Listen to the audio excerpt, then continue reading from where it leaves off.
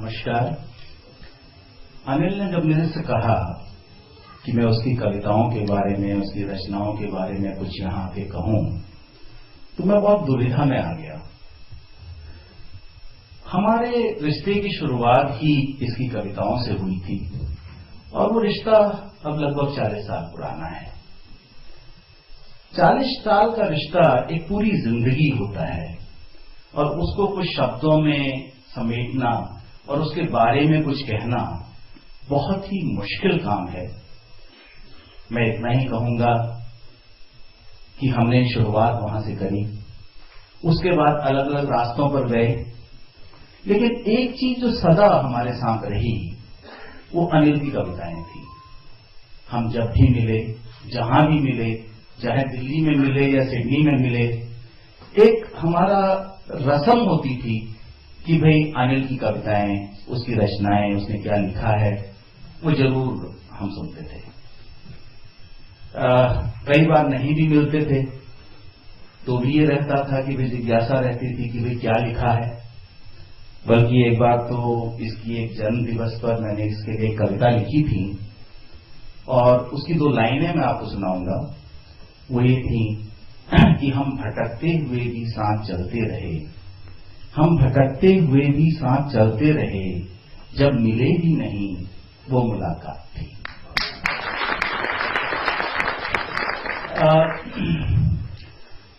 हम लोग जब हमने आईआईटी में शुरू किया लिखते थे तो हम 17-18 साल के थे, बचपना था। कई बार होता था नए नए प्रयोग करें, तो एक बार ऐसा ही प्रयोग हमारे दिमाग में आया और वो ये था कि हम मिलके कविता लिखेंगे। शुरुआत एक जना करेगा, बीच का दूसरा करेगा और अंत वही करेगा जिसने लिखा था।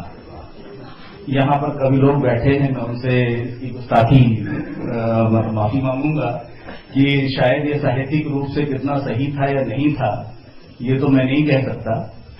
लेकिन एक बात जो जरूर उससे होती थी वो ये था कि जब कोई किसी की रचना को आगे बढ़ाता है, लिखता है, तो अपनी शैली तो होती है लेकिन भाव उसके समझने पड़ते हैं और उसकी गहराई में जाना पड़ता है।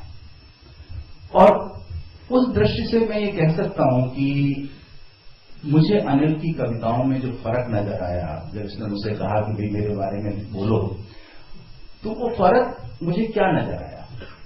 हम जो लोग लिखते थे एक दूसरे का समझते थे कि भाई इसमें ये भावनाएं हैं, हमने भी ये महसूस किया, वही घटनाएं थी। लेकिन एक चीज जो मुझे इसकी फर्क लगी वो ये थी कि जब इसकी कविता सुनते थे तो कई बार ऐसा लगता था कि शायद ये मैंने महसूस नहीं किया, लेकिन ये मैं महसूस करना चाहता था, ये मेरी ख्वाहिश थी, काश मैं ऐसा महसूस करता। वो एक धरातल बिल्कुल फर्क हो जाता था, वही इसकी खूबी थी। उन दिनों की बात है, मतलब हम लोग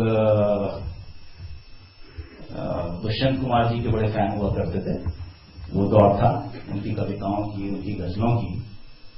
तो एक बार कैंटीन में हम बैठे हुए थे, चाय पी रहे थे, इमरजेंसी का दौर था, तो अनिल ने कहा कि मैंने एक दुष्यंत कुमार की नई कविता, नई गजल जो है वो अभी हाल में पढ़ी है, और उसने एक अपनी गजल जो है वो दुष्यंत कुमार की कहकर सुनाती है। बहुत वाहवाही करी। और आज इत्तेफाक की बात देखिए कि 37 साल बाद जब अनिल ने मेरी पत्नी जयश्री से कहा कि मेरी कुछ 4-5 कविताओं में कोई चुनो जो तुम गा सकती हो, तो उसने वही चुनी, उसको वही पसंद आई। आप लोग सुनोगे इसके थोड़ी देर बाद, और वो गजल है। आप लोग शायद ये सोच रहे होंगे कि अनिल ने ऐसा क्यों किया, कि भाई अपनी कविता को दुष्यंत कुमार की कह के जो सुनाया। तो उसके पीछे एक थोड़ा छोटा सा राज है। असल में हम लोगों का एक एग्रीमेंट होता था कि जो भी कविता सुनाएगा अपनी, वो चाय के पैसे वो देगा। बाद में वाहवाही बहुत हो गई तो उसने कहा अब मैं सच बोल देता हूं। किसी भी कवि की और या लेखक की अगर सबसे ज्यादा तारीफ कहो या उसको उसके लिए सबसे बड़ा कॉम्प्लीमेंट अगर देना है तो वो ये होता है कि अगर हम कहें कि उसकी लिखी हुई कोई चीज से प्रेरित होकर हमने कुछ लिखा। मैंने सोचने की कोशिश की है और डेफिनेटली अनिल की जो कविताएं हैं और उसकी जो लेख हैं उससे बहुत प्रभावित हुए हैं। पर एक डेफिनेटली एक था, मैंने अपने बच्चों के लिए लिखी थी नाटिका, और उसमें गीत है जो मैं कह सकता हूं कि उसकी भाषा अलग है, उसका लिखने का तरीका अलग है, लेकिन वो अनिल की कविताओं से, अनिल की भावनाओं से प्रेरित होकर मैंने लिखी हैं। और वो 4 महीने मैं आपको सुनाऊंगा। तो वो थी कि प्रेम की कोई बनी भाषा नहीं है, प्रेम की कोई बनी भाषा नहीं है, ना बना है धर्म कोई, जाति कोई, ये अलौकिक ज्योति है जो जल रही है चिर निरंतर हर हृदय में, हो कोई मानव या दानव, प्यार का सागर अथाह है। और उस अथाह प्यार के अथाह सागर को शब्दों में पिरोकर, उसको सुर और लय में ढालकर जो गीत बनाए हैं इसने, वो बहुत ही मधुर गीत हैं। इसका एक गीत है जो इसको भी बहुत पसंद है, और शायद जितनी बार भी हम मिलते हैं वो जरूर ये सुनाता है। और उसकी 2 लाइनें हैं कि जिंदगी में प्यार प्यार हो, और सबने सुना होगा शायद यहां जितने बैठे होंगे।